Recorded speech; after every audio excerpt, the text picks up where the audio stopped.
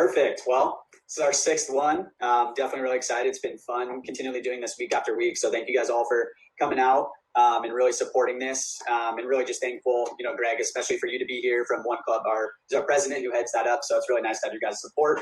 So just want to say that real quick. Most of us know kind of the general rule of this, of the series and whatnot, but essentially we're just here to help each other out. Knowledge and information, I think, is key, especially we want to democratize it for all of us and really work together as we can. Throughout this, it is going to be a very open dialogue format. I know we've been changing it, but now we feel like we're on a really good cadence, so really excited with where things are going. What we've found most effective throughout this is if you guys have any questions, feel free just to put it in the chat, and then Nick or Ben will address it as we kind of go through it. So please ask away. This whole goal is for all of us to have a super open dialogue. And this is, a topic that I don't know nearly as much about as Aaron does, and really excited to pick his brain. He'll correct me, but I think he's done over like 436 of podcasts, to say the least. So he's got a lot of experience. So really excited to pick his brain on that.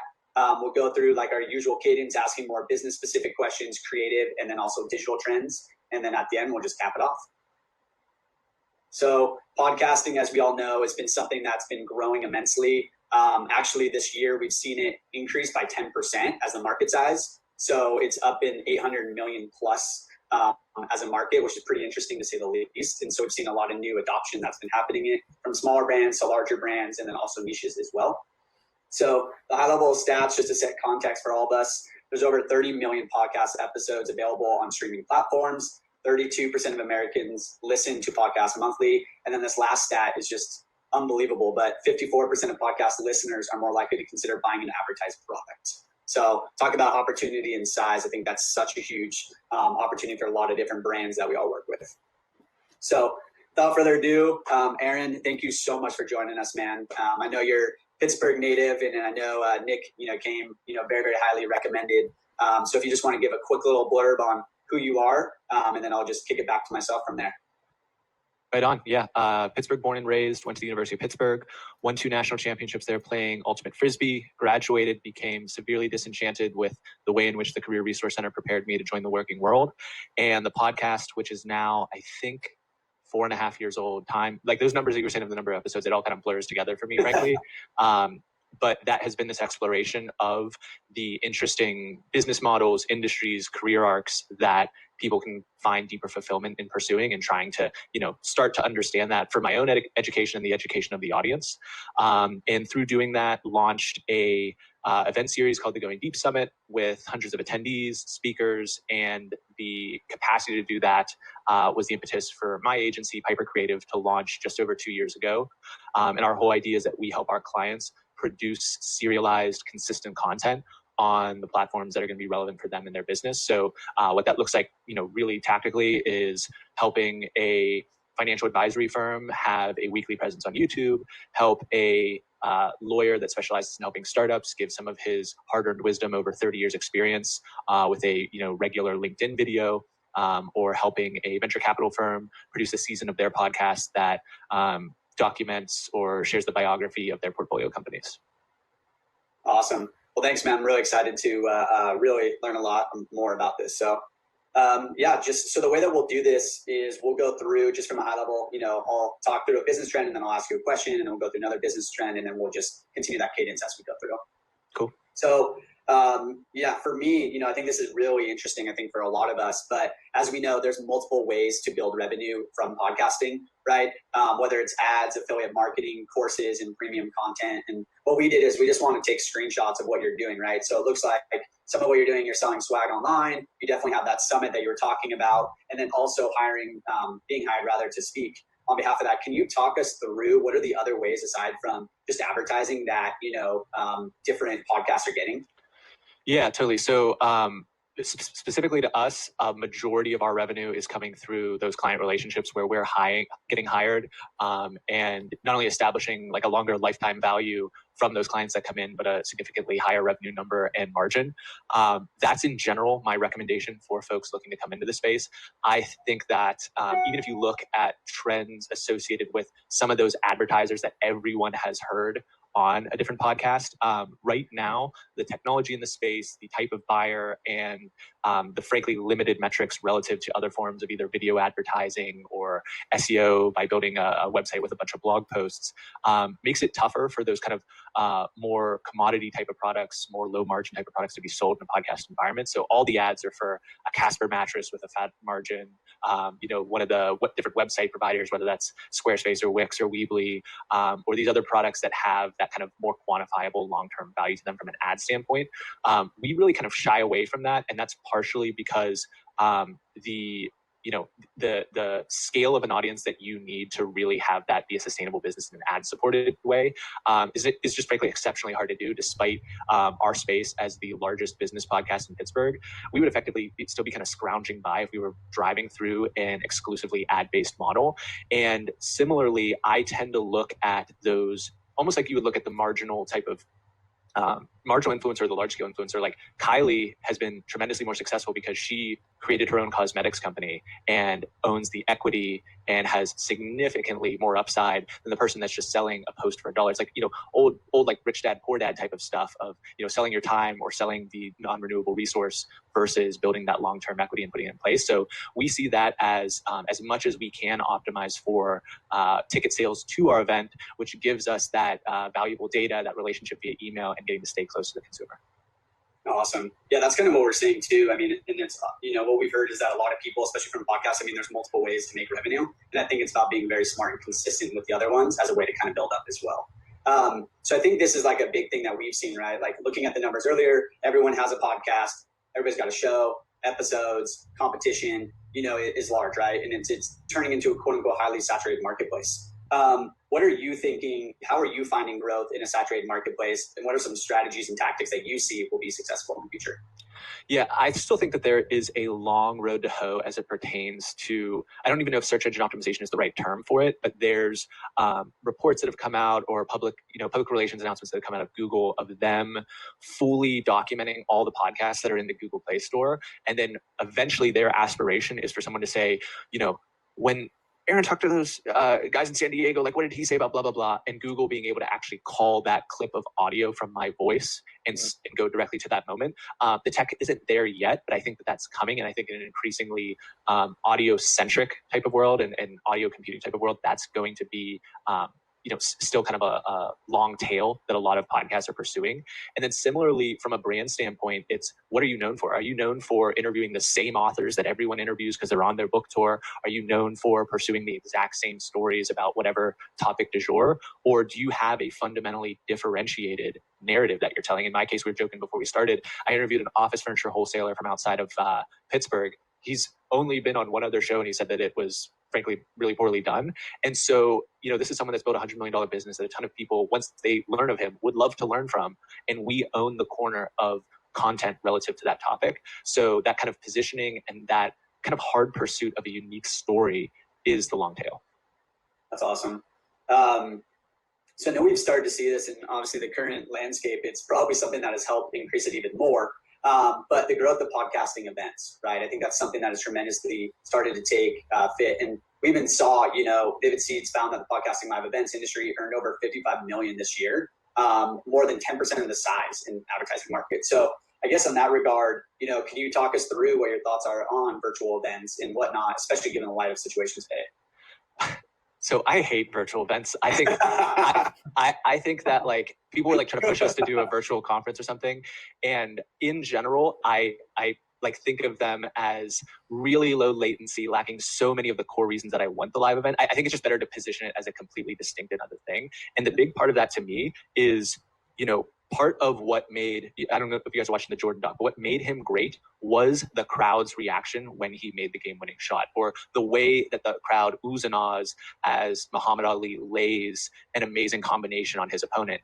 And that is what we're actually pursuing when we do our live event. Sure, it makes some revenue. Sure, it's, there's other elements to it, but really at the end of the day, when you see that 100 other people, 1,000 other people came because they listened to the same event as you, it completely changes the context of that digital experience, which is very one-to-one. And so I'm very interested in that, reason people put testimonials or, pursue reviews for the thing or whatever, is they're always kind of in pursuit of that social proof. There's nothing more powerful than a crowd. It is something that is biologically imprinted on us to take significantly. Yeah, one of my best friends, he's actually a public speaker and he travels around, but all the companies right now, right, are just hiring him and they're saying, hey, what we want you to do is we want you to give like a 3 to 5 minute powwow speech, you name it, and then submit it through, right? And obviously it's not nearly as powerful as like the human touch. But I feel we're going to start seeing a lot more of those virtual events kind of take flight. Hopefully in a little bit more of an interactive standpoint, right? And that's going to be interesting to see as well. And the extreme of that, if you don't mind me just going on another riff real quick. So like Travis Scott had his concert in Fortnite. I don't know how many people here are aware of that, but he reached 27 million people over the course of 5 sets. You can't do that. There's no concert where you can reach that many people, right? But he was able to because it was in an immersive media environment. So it's not to say there isn't potential, but when you look at the video of what happened, I didn't watch the whole thing, but like you can watch a highlight on YouTube. It's a completely different form factor. It's not trying like the same way like the earliest stages of the newspaper was, hey, let's just like recreate a front page of a newspaper and put it onto a website.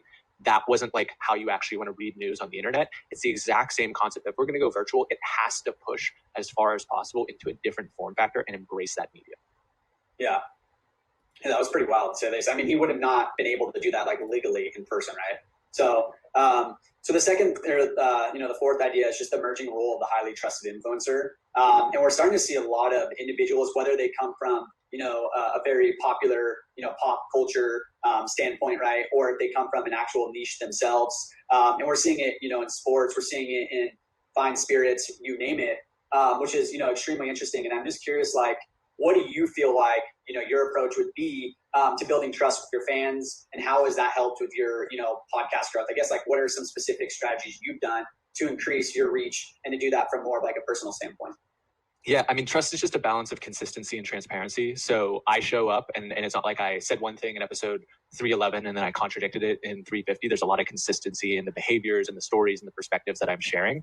And through the consistency side, but then also the transparency, that like there's not a lot to hide there. And voice is such an intimate platform that it lends itself to trust. It's very easy to Photoshop an image. It's very easy to, create some sort of artifice over other forms of media. It's incredibly difficult in audio to hide that little waver in your voice that you might have. And so I think it lends itself to trust. I don't think it's a particularly hard thing to earn if you've actually gotten that attention in the first place. And that really comes back to the initial thing of the search engine capacity to be found, and then the capacity to have that distinct voice and that distinct story. That's awesome, man. Let's see. So this is, speaking of from my creators, business, and marketers as well, we always go back to the good old KPIs, right? And so for us, we're starting to see a lot more technology support podcasts and listeners, right? Everything from Spotify is starting to get a lot more involved with it, Anchor, and then also Google Podcasts as well. We're starting to see that happen a lot more. And so my biggest question for you is, knowing where things came from, what do you see the future of technology in this space? And are there any new softwares, or what would you recommend in that regard? So the thing to be paying attention to in this space at like a large ad buying level is I don't know exactly what form it's in. I think it's basically being beta tested with a few major brands that they have a relationship, but Spotify's dynamic ad insertion, which is actually giving advertisers some and it's low level stuff, gender, location, a little bit of their interest in terms of other shows, but now allowing for a podcast, a lot of them, it's a live read, right? Like Joe Rogan starts, he just does a live read for however many minutes at the beginning of the show. Them allowing a break and for that ad to be dynamically inserted is a new feature that they're rolling out here with Spotify as part of their hard push into podcasting. So at the big level, that is the only significant player. I've had talks with other kind of small players that are trying to like help smaller shows do that dynamic ad insertion more like on a one-to-one basis.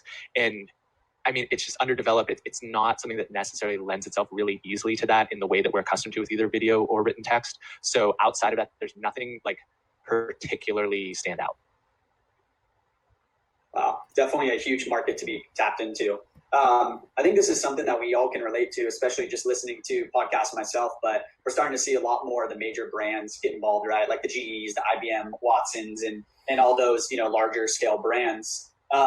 With that, like, what are you foreseeing, and you kind of tapped into a little bit, but looking at small scale brands to medium and large scale, like, are you seeing a difference in that? Or are you just like going to see, the big GEs just pump a ton of money and then pretty much like push all the small guys out? I'm just curious what you're seeing from your standpoint. Yeah, I mean, the challenge for those large companies is they have such large budgets that the small deployments don't actually work for they need the platform that Spotify is building because they don't have an easy way to go reach the mid-tier type of creators. It just doesn't hit enough people for them to accomplish their goals. So you see, a Ford or a Pepsi or something or a Budweiser go to Bill Simmons, like the top sports podcast or the top business podcast, because that's where there is the actual scale that makes a meaningful dent for them. But at the mid-level, what's been happening for years is companies like Midroll and other ones have kind of gotten a bunch of relationships with these advertisers and then said, we'll take care of that kind of segmenting out your revenue. And that's exactly what Casper and some of these other brands did. That's the player that they went with. The dynamic ad insertion for Spotify is going to allow for those major players to start to penetrate those smaller shows that otherwise wouldn't have been relevant. So that's coming. It's not necessarily here yet. But at the same time, just as that allows big players to come down, I think it also allows small players to come up the same way that the Facebook ad platform allows for people just getting started to spend an incredibly small amount for a relatively targeted audience. That's awesome, man. And just real quick, when you say that, are we looking at like a year out, 2 years out, 5 years out? What's your theory on that, just time-wise? So we're going to start to see it within the next year. The biggest challenge for Spotify is they're still working to steal market share in terms of actual listenership from the other platforms. Spotify's biggest constraint is that while a ton of people listen to their music on Spotify, there's all these other podcast apps that we could list, whether it's Google Podcasts or Overcast or Apple or whatever, that they can't dynamically place their ads into it because there isn't that same sort of consistency or any sort of real monopoly force other than Apple. And Apple doesn't want to get into that advertising game. It's going to be slow going. And it is I would argue, a slower moving space because of the bad analytics, because of the fragmentation relative to those other spaces. Wow. I'm already learning a ton. Thank you. I didn't know half this stuff. Cool. Well, thank you, man. I really appreciate that. I'll pass it over for the creative trends next. Yep. Aaron, I'm definitely pumped to have you on and hopping into the creative trends. I've been an avid podcast listener for years. I would say I started watching the Tom Green show like back in 2008 when he was running it in his living room. So it's been a long time. And one thing I think now I'm at a space where the trend that I think grows a lot of podcasts is creating valuable content. And listening to a lot of your podcasts over the past few years, you do a great job of asking the right questions. In my opinion, this is a key ingredient that can separate a lot of the good from the great podcasts. Can you talk a little bit about your pre-planning process and before you're interviewing those guests? Like, how are you dissecting that industry? How are you researching? Yeah, so that's a hard answer to give quickly. The starting point was I started and I had this very rigid, I would go like question 1, question 2, question 3, question 4, question 5. And there was a kind of strictness or roboticness that came through in my presentation and my delivery. And really what it was doing was giving me almost permission to not be a fully active listener. And so I started to have a couple questions because you need that little bit of security of like, oh, okay, at least I know the first 2 questions that I want to ask.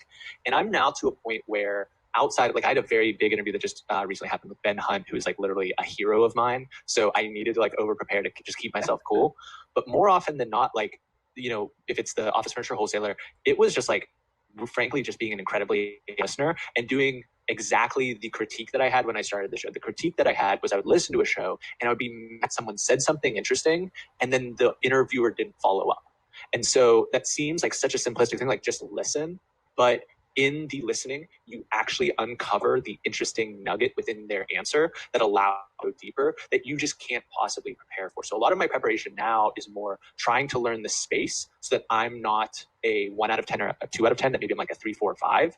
And then because of that requisite work, I'm hopefully able to hear what the 9 out of 10 or 10 out of 10 is saying so that they can help get me to a 6. That's like an imperfect metaphor, but that is what I'm pursuing.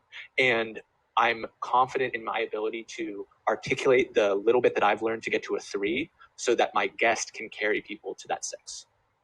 And it's so important, that follow-up question. I think Dan Patrick does a great job on the sports side, that being that follow-up question is so key. And then staying on the content side, you have to find a balance between creating content for other business, which is, your revenue. And then also you guys push a ton of content from Piper, which is more used as your marketing and sales. How do you balance both of those? And is one more important than the other? So the way to think about that is we invest to have capacity permanently above the threshold of our client needs. Yes, there are times where it spikes and things are crazy and we have tight deadlines, but we're optimizing our agency to be able to have that excess capacity. And then as I start to calibrate where that excess is, I'm building a portion of it to be consistent, habitual, non-negotiable. So that means every Monday morning, there's a new Going Deep podcast and there's a new concurrent video on YouTube. Every Monday, Wednesday, Friday, we have our other business news show called The Rundown. It's just non-negotiable. There's other ideas that we have. Our vlog drops every Thursday. All our other ideas are kind of tangential, add-on, extra. And if you spend time with me, I'm sure you guys are similar. I could throw 10,000 videos at you if I had enough time. So we're never lacking for ideas. It's really that capacity. And so by structuring our firm in that way, we also we're literally 100% inbound leads for clients, for ticket sales, for all that kind of stuff. And because we understand where our bread is made, we never back down from that commitment to what is actually contributing to the growth of the business. And you mentioned Bill Simmons earlier. Looking back, Joe Rogan started in his basement with his UFC friends and comedy friends. Like Bill Simmons started chatting football with his Uncle Sal. Adam Carolla started in his car garage. And over time, they've built these empires. And I think an important part of that is the quality aspect. They're always consistent. They always stay in their lane. They know how to communicate with their audience at a high level. What's your approach to creating and keeping a quality standard?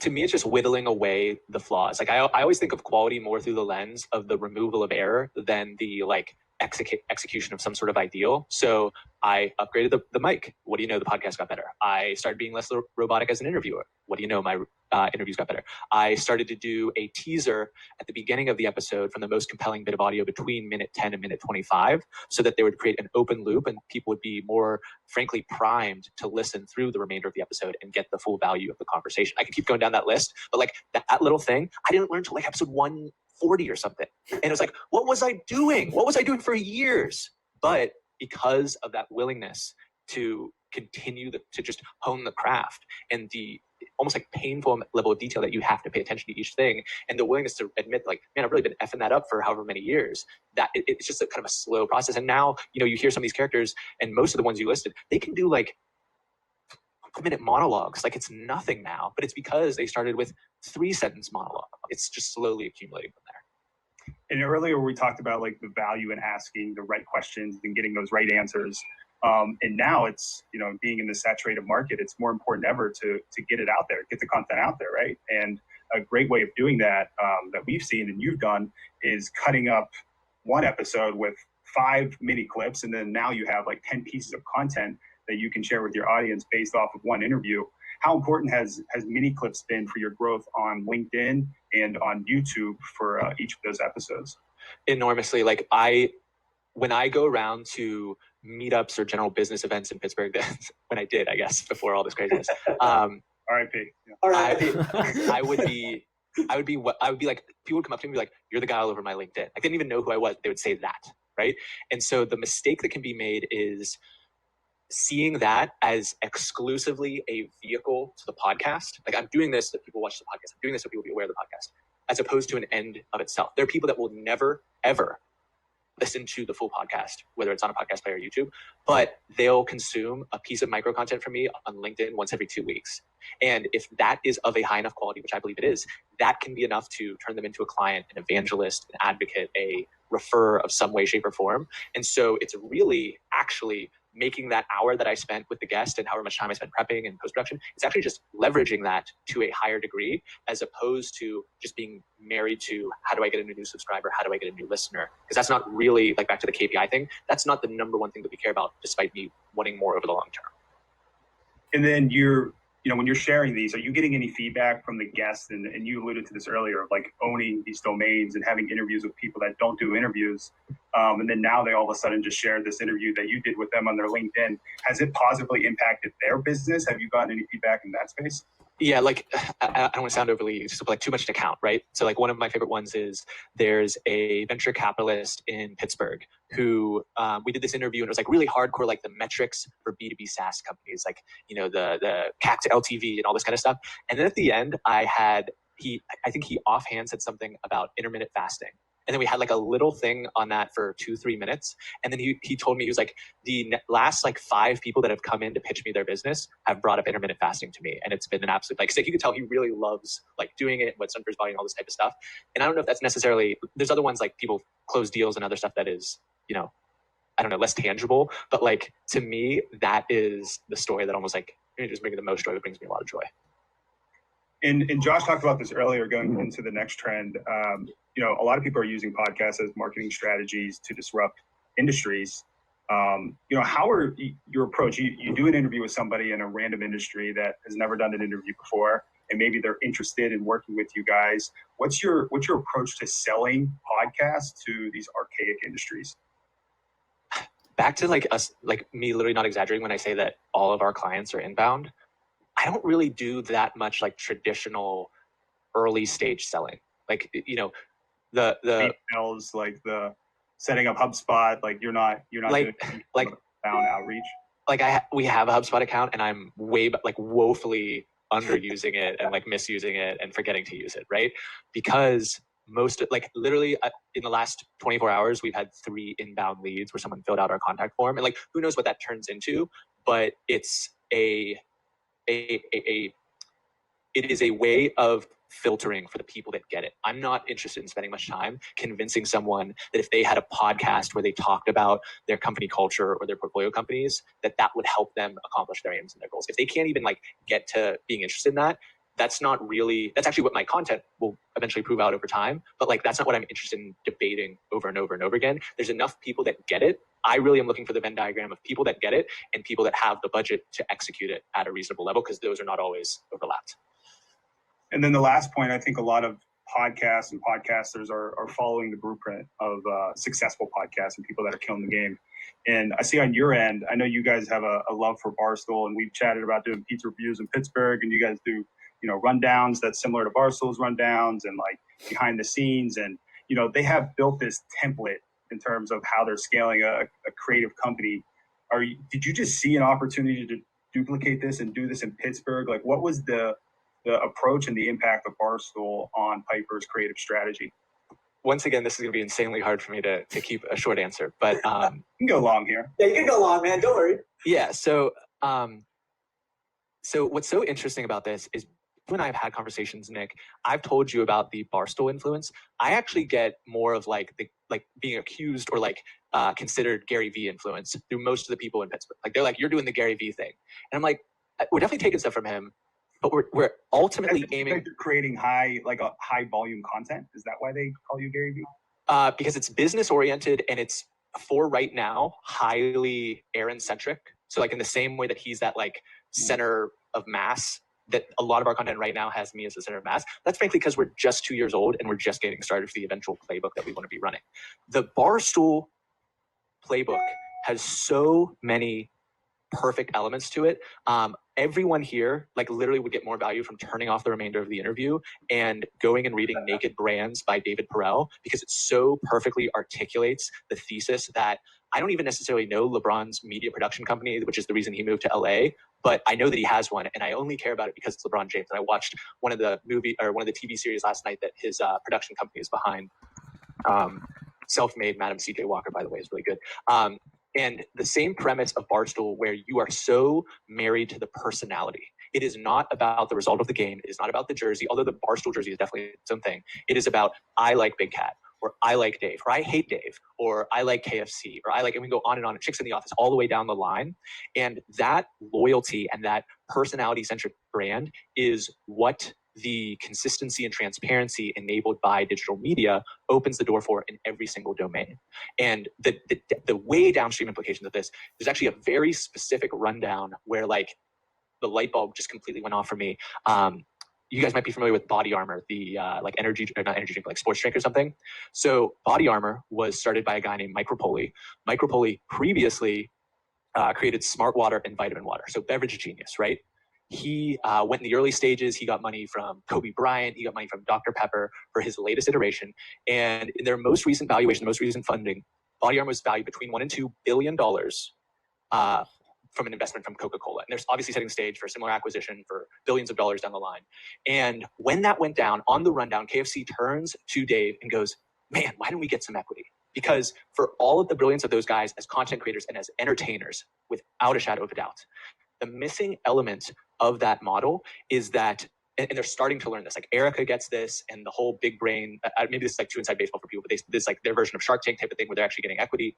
They're starting to get it, which is same thing that I alluded to with Kylie having her own cosmetics company as opposed to selling the thing. The real long tail of building an audience, the real long tail of being an influencer, or frankly just having a reputation and a brand that is relevant to people, is that the amount of trust that you engender through that kind of inordinate transparency gives you the almost unshakable foundation to then bring something to market for your audience. And for us right now, what that means is we bring these creative services, and we have this event, and we have our advertisers, you can see there on the latest version of the rundown. But down the line, what that's going to mean is I'm going to turn to the audience and say, hey, this is my friend. She graduated first in her class from the local law school. She's completed multi-$100 million deals. And if your startup needs legal documentation done right, come to Piper Law because she's going to help you out. And maybe I've earned enough trust from you guys right now to say like, hey, I'll give that a shot. But you can imagine if someone has heard my voice for 4 years and here's the way that my voice doesn't waver for a second when I make that proclamation. And yes, she's gonna have a ton of equity and upside to grow that business super rapidly. But because it's part of that Piper ecosystem, in the same way that Barstool has this ecosystem of brands and this ecosystem of players that play off one another, we're gonna do the exact same thing for our business. Love it. Well, I'm gonna take up, I do have a few follow-ups. All right, I'll pass it. I'll pass it to you, Ben. Here's you were allowed to talk that long. That was perfect. Guys, why do we even need me here? Let's just stop it right there. We're done. Thanks, guys. Awesome. So I think the digital trends that I've sort of focused on this week is really kind of more on the higher scale podcast for larger audiences that are really looking to utilize it to build revenue. And to kind of set the context for that, I want to talk a little bit about how this channel of podcasting and really audio focused content and media sort of differs a little bit from, our traditional platforms that we use, right? Like social media, we have Instagram, Facebook, TikTok, Snapchat, and they're very visual focused, right? They use obviously audio, but visual. It's very, compelling for people to look at and watch. I'm curious from your end, I guess, on the platforms, if there's just this audio content that's being pushed, whether it's 15-minute, 30-minute, 1-hour podcasts, what are the different platforms that people are using, like iTunes and TuneIn Radio, and sort of what are the main differences, and why is there so many platforms that people can share podcasts when there's not really much differentiation for the media itself? So this comes back to the starting technology that was the impetus for podcasts back in the early 2000s, which is an RSS feed. So every single show, from literally Joe Rogan and Tim Ferriss and the monster shows down to Jabroni, whoever in the I got a question popping up here. In middle, still in their basement, whatever. They're all creating an RSS feed, and that RSS feed is then submitted to every single podcast player. And part of the reason that there's this huge obstacle for people to even just get their show everywhere is because you actually have to manually, up until recently, submit that RSS feed to each platform. So I can remember at first, my little Libsyn account was like on Apple, and it was on Stitcher, and it was on Google Play, and it wasn't on Spotify. And then I realized that they could take a Spotify, so I had to go manually put the feed into Spotify in order for that to happen.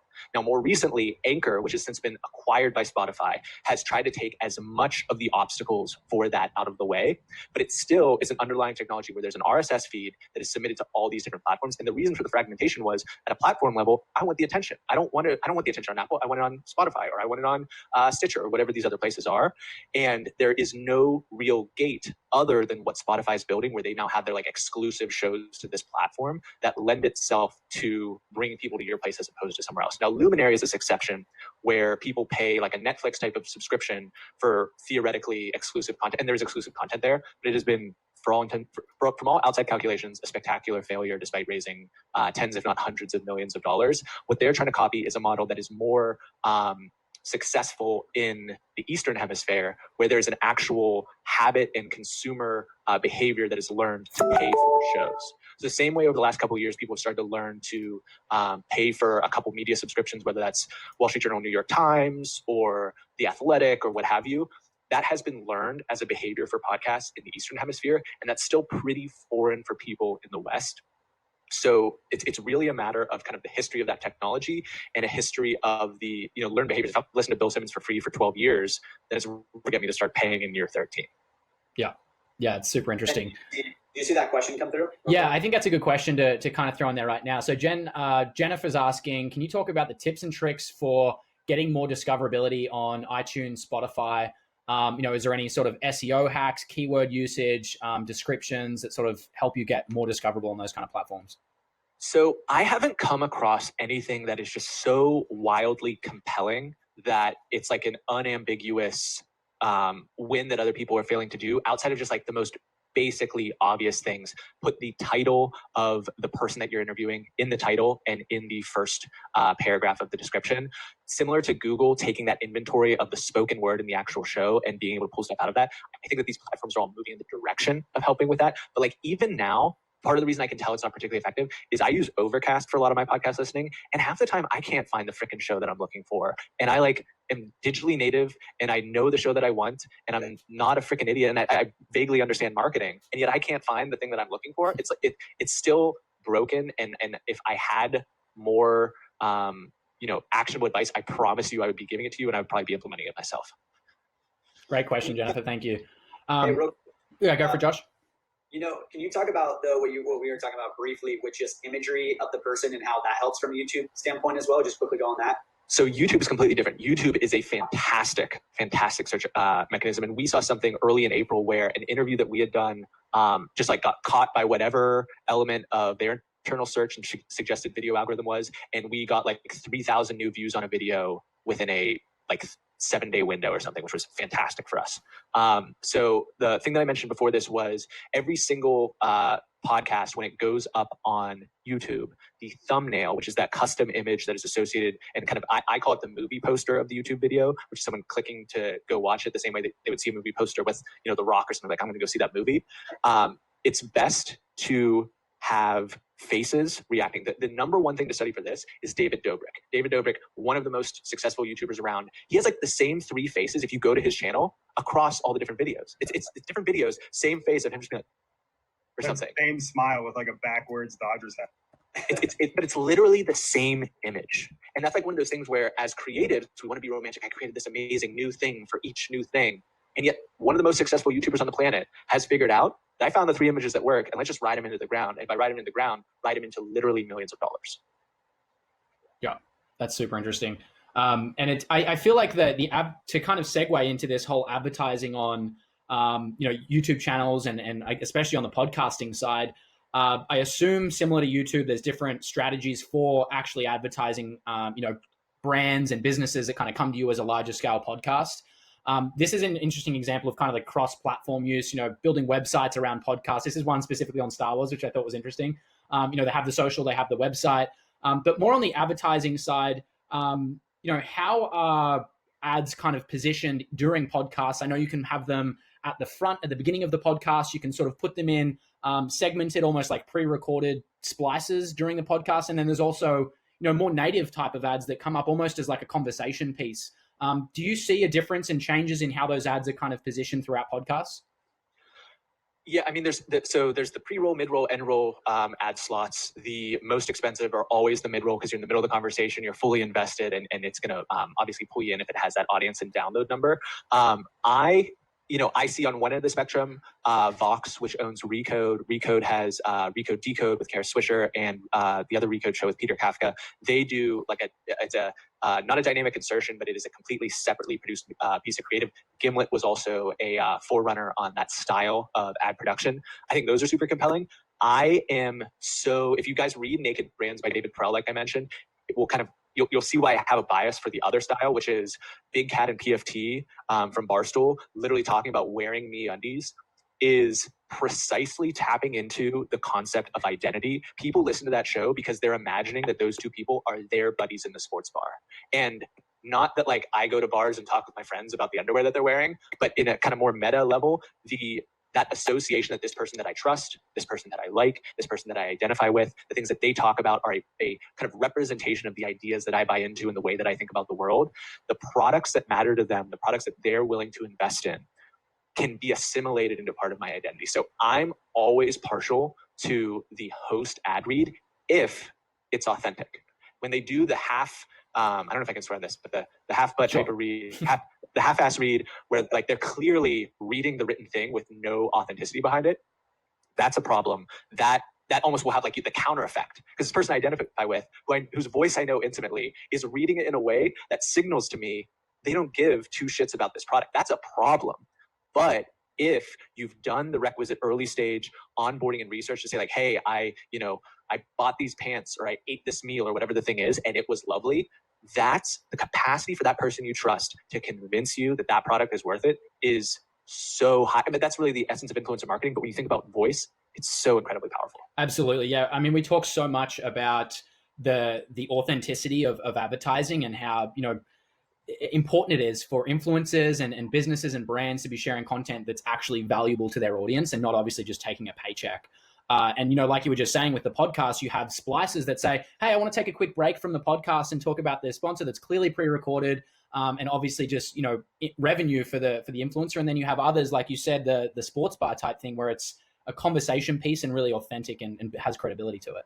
And there's a really important nuance there, which is there are shows that are more kind of journalistic. And if you think about the old ideals of journalism, where there was a separation of church and state, there was the journalist doing the work and there was the commercial side that was keeping the business running. Then it actually makes sense, because I don't necessarily want my journalist like feeling some sort of overly indebtedness to some sort of other corporate identity. I want them as independent and supported as possible to go do what they want to do. And that's also why people support Patreon and other things like that.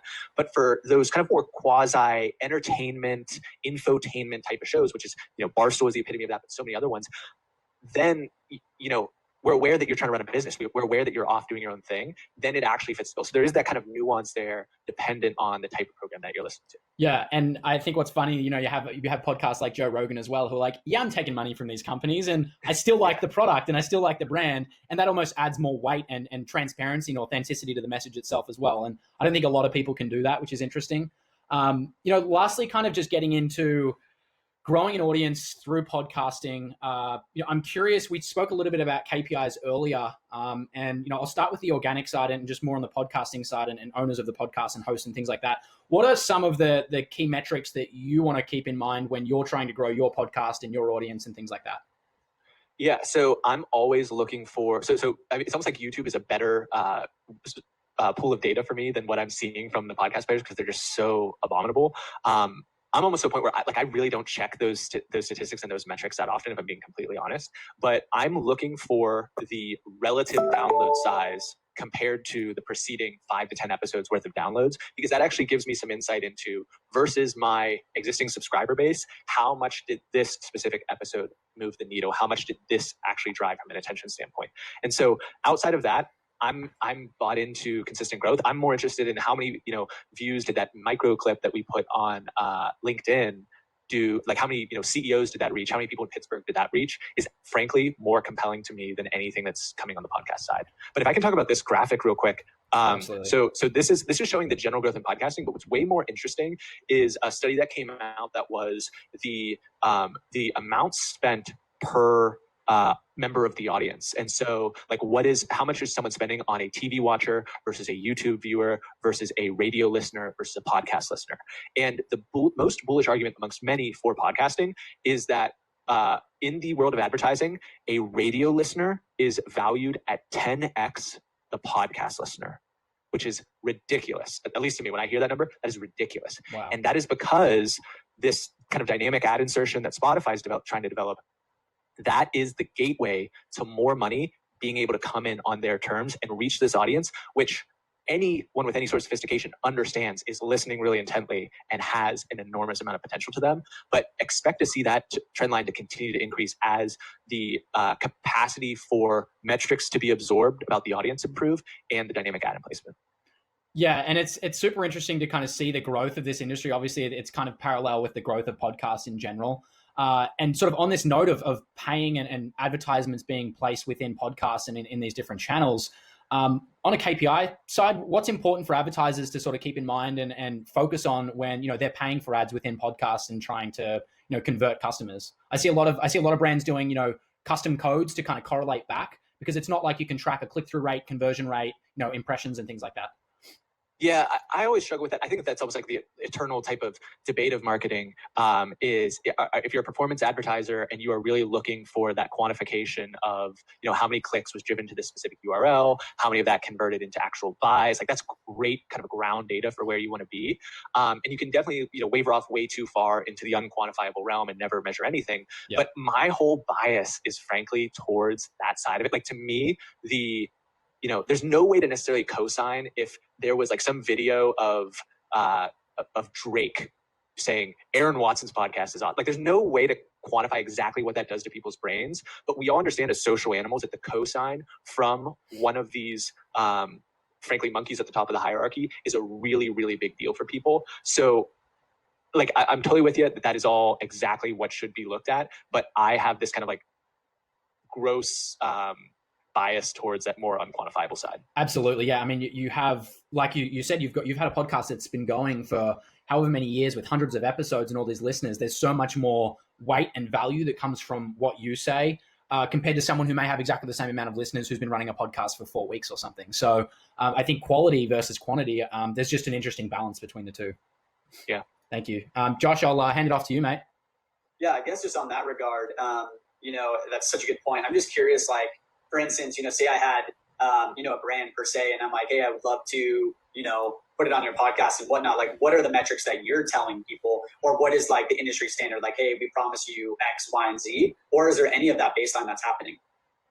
So that would be a better conversation for someone at a company like Midroll, where their whole business is in placing those ads. Like from our standpoint, we're mostly creating it for someone. And so then the kind of conversation is around, imagine, even if you're a specialty, like let's think, like you're a startup lawyer in the city of Pittsburgh and you have 200 listeners, but those 200 listeners are like the 200 people that matter in that geographic ecosystem in that industry.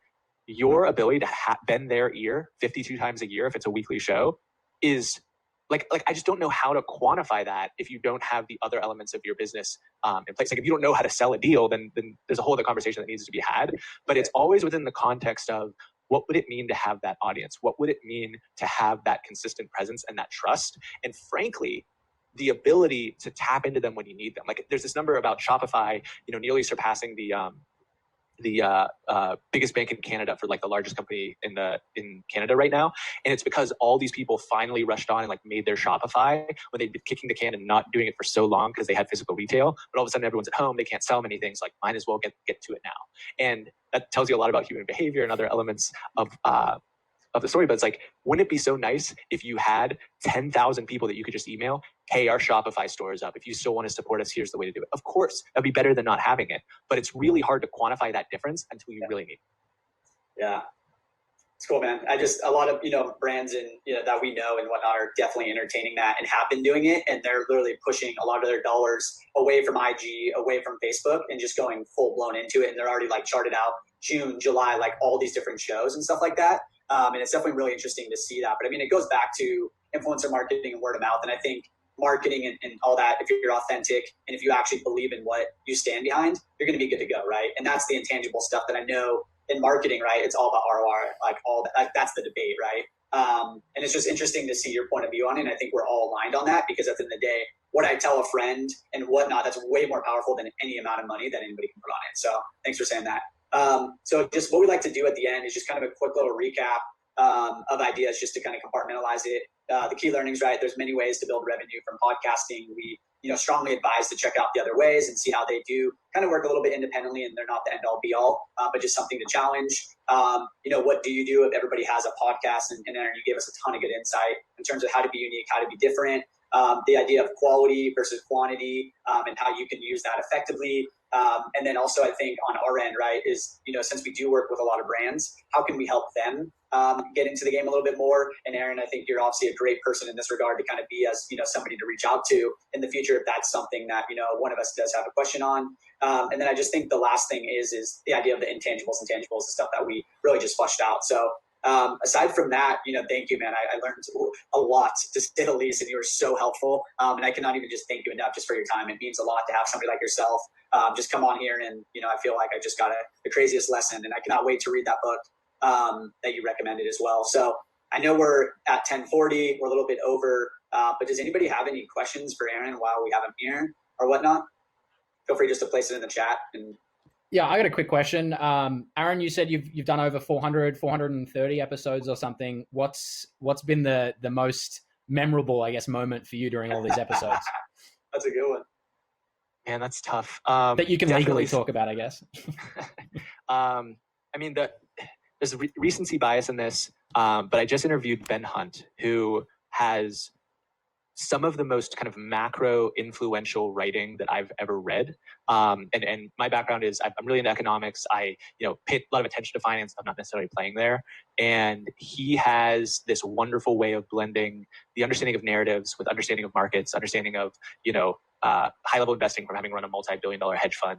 And I got to interview him, which was like, maybe it sounds silly, but like, I don't think my dad listens to every episode of the show, but like he was genuinely excited to listen to this episode because he's also an avid reader. So there's definitely an element there, just like at a personal level that I will never forget. And I frankly keep talking about to friends and family all the time. But another one was in the first year, another finance guy, but I interviewed a guy named Barry Ritholtz in downtown Manhattan that I had started reading back when I was in college and I was studying economics. And it was an interview where I maybe asked effectively 4 questions over the course of an hour because he could just go and go and go and go and go. And he has a very successful podcast himself. But I just remember being genuinely nervous beforehand. Like I was pacing the block for the first 15 minutes or the 15 minutes before I was supposed to meet him, trying to get my nerves under wrap because there is a degree to which I was dealing with imposter syndrome. I don't necessarily belong, interviewing someone like this. He's so smart. I'm such a novice, and like that kind of self-talk that happens. And after the conversation, I mean, I didn't do that good of a job, but after the conversation, like, hey, I got through it. And every conversation since then has not had the same nerves, despite some like very, well-known characters coming on the show and people that were incredibly successful. We had the last person to build $1 billion tech startup in Pittsburgh on our show. And I was never as nervous as that one because it was my first time interviewing someone that I admired so greatly. And I think that is just like, one of those lessons that you'll carry with you forever. It's a human. They've got arms and a mouth and hair and eyes and all that kind of stuff. And you're going to be there and you're going to be humble and curious and get some great lessons from them. Awesome, man. Great to hear. We have a question down here for you. How important is adding video production to the podcast, in your opinion? Or do you think audio alone is the way to go because it's more consumable?